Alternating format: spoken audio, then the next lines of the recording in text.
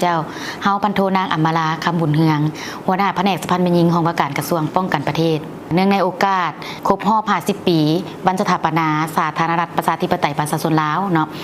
ถือว่าเป็นวันที่มีความหมายที่ยิ่งใหญ่เนาะสำคัญที่ยิ่งใหญ่ทางด้านประวัติศาสตร์และยุคสมัยของชาติลาวซึ่งแม่นมากผลและไสสนะของขบวนการต่อสู้ที่ยืดเยื้อยาวนานของพรรคประชาชนปฏิวัติลาวเนาะตลอดระยะกว่าครึ่งศตวรรษซึ่งบ่เป็นเพียงแต่ขีดหมายประวัติศาสตร์เป็นจุดเปลี่ยนแปลงของชาติลาวแต่ยังเป็นการประกอบส่วนสำคัญในภารกิจปกปักรักษาพร้อมทั้งผลกระทบอย่างลึกซึ้งต่อโครงการการเมืองเนาะสังคมในภาคพื้นอาเซียนตะวันออกเฉียงใต้และในโลก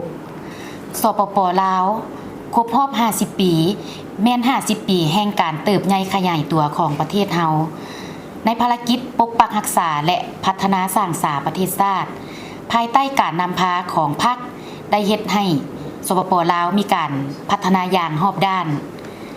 ประชาชนลาวบรรดาเผ่ามีสิทธิ์เป็นเจ้าของประเทศชาติอยู่ทางทำมาหากินมีความอุดมสมบูรณ์และหั่งมีโดยเฉพาะแม่นเพศหญิง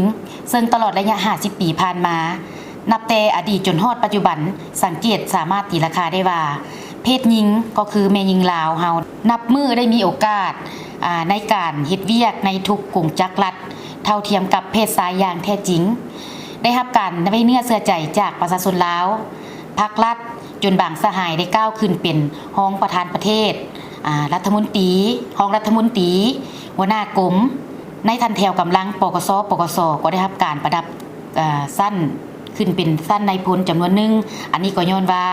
พรรคนำพาชี้นำที่ถูกต้องจึงเฮ็ดให้มีบทบาทมีผลงานที่เด่นเป็นที่ประจักษ์ตาแก่สายตาในสังคมและสำหรับการก้าเกี่ยมเฉลิมฉลองวันดังกล่าวนี้เนาะองค์การจัดตั้งสาวนุ่มแม่หญิงของห้องว่าการกระทรวงป้องกันประเทศเนาะ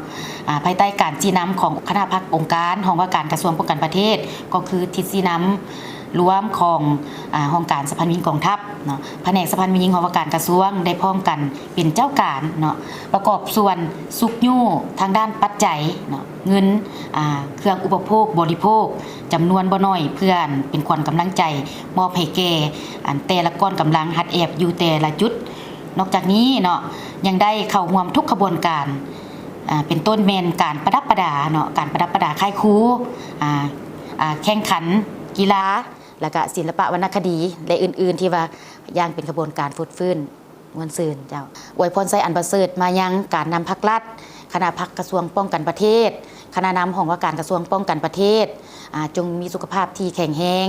มีพลานามัยที่สมบูรณ์มีความผาสุกทั้งชีวิตส่วนตัวและครอบครัวสืบต่อนำพาประเทศชาติก้าวขึ้นอย่างบ่หยุดยั้งอวยพรให้พนักงานนักรบทุกทั่วหน้าตลอดฮอดประชาชนลาวบรรดาเผ่า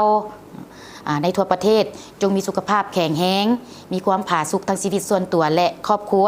ประสบผลสำเร็จในหน้าที่เวียกงานที่ได้รับมอบหมายทุกประการขอขอบใจ